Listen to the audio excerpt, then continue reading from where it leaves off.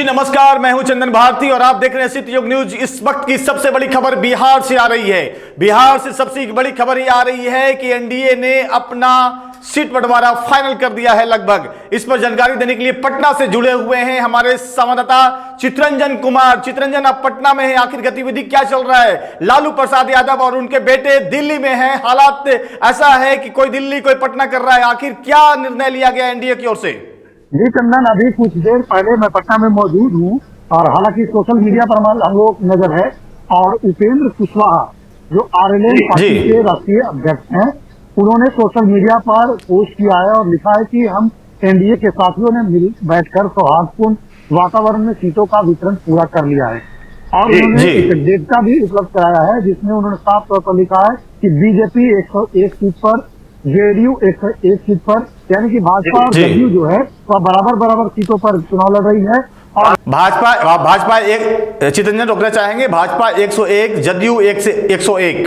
हाँ, और जो आशंका, जो खबर हम लोगों ने पहले दिखाया था कि लोजपा रामविलास जो है वह 29 सीट पर चुनाव लड़ रही है, तो हम लोगों की खबर पर पुष्टि करती हुई एनडीए दिख रही है और लोजपा रामविलास। देखिए मैं जैसे रोकना चाहूंगा चितरंजन, अपने दर्शकों को बता दें कि 29 सीट की जो खबर थी, सबसे पहले सिटियों खबर ने दिखलाया था कि लोजपा रामविलास पार्टी को 29 सीटें मिली है। इस पर खबर पर मुहर लगता सच्चा दिख रहा है। बताइए चितरंजन विशेष, और हमको कितना सीट मिला है? बिल्कुल मुहर लग गई है चंदन, लोजपा रामविलास लग गई है, मिल गई है।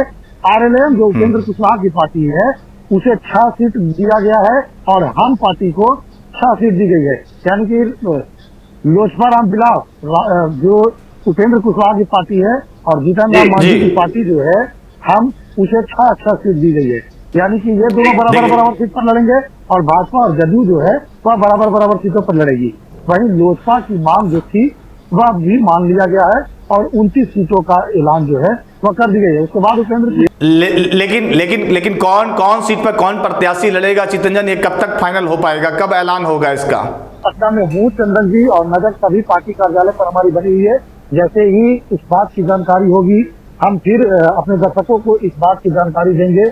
और उपेंद्र कुशवाहा ने अपने पोस्ट में यह भी लिखा है कि एनडीए के सभी दलों के कार्यकर्ता और नेता इस सर्वसम्मत निर्णय का हर्षपूर्ण स्वागत करते हैं, यानी कि सब लोग मिलजुल कर तैयार हो गए हैं। मांझी जी नाराज थे क्या? उन्हें मना लिया गया है?